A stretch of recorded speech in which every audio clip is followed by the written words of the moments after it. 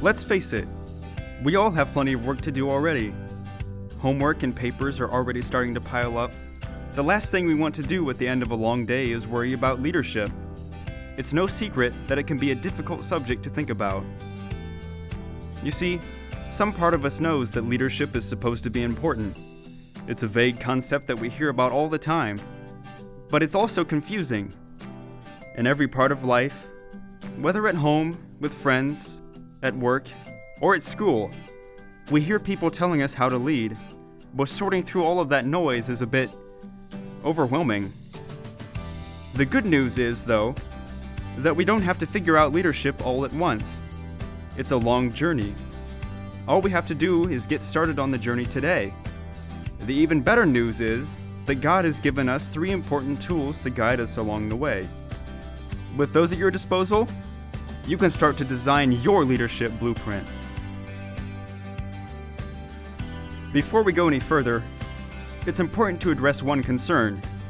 A lot of us try to claim that we can't lead. We come up with a whole list of excuses why we're not the right fit for leadership.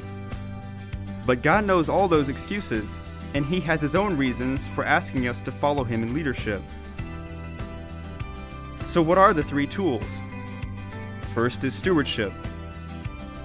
The Bible teaches that everything you have, including your gifts and abilities and the opportunities you have to use them, was created by God and given to you to glorify Him. Stewardship requires that you recognize that and commit 100% to follow God. God also gives you influence. Each and every day you interact with people. Though you may not know it, each of those interactions has a lasting impact on the people around you, and it even goes beyond to the people that they influence.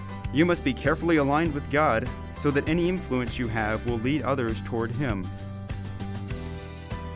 Finally, leadership requires service. You have to sacrifice your will and accept God's.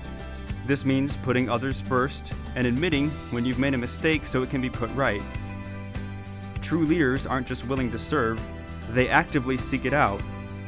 And they also know when it's time to step aside and let someone else lead. Taken all together, leadership is the stewardship of one's God-given gifts, abilities, and opportunities. Leaders seek to influence and serve others. How do we do that practically? It starts when you explore. Seek out biblical leadership by reading God's Word and discussing it with others. Look for opportunities to put your biblical leadership to the test. This helps you to get equipped with knowledge and skills that will continue to expand your leadership ability. And finally, be inspired. Look to God's Word for amazing stories about His plan and His people. And listen to others around you when they share their stories and experiences with leadership. These tools don't make leadership easy, but they do make it possible to get started on that lifelong journey. You just have to take that first step and design your leadership blueprint. So are you ready to go?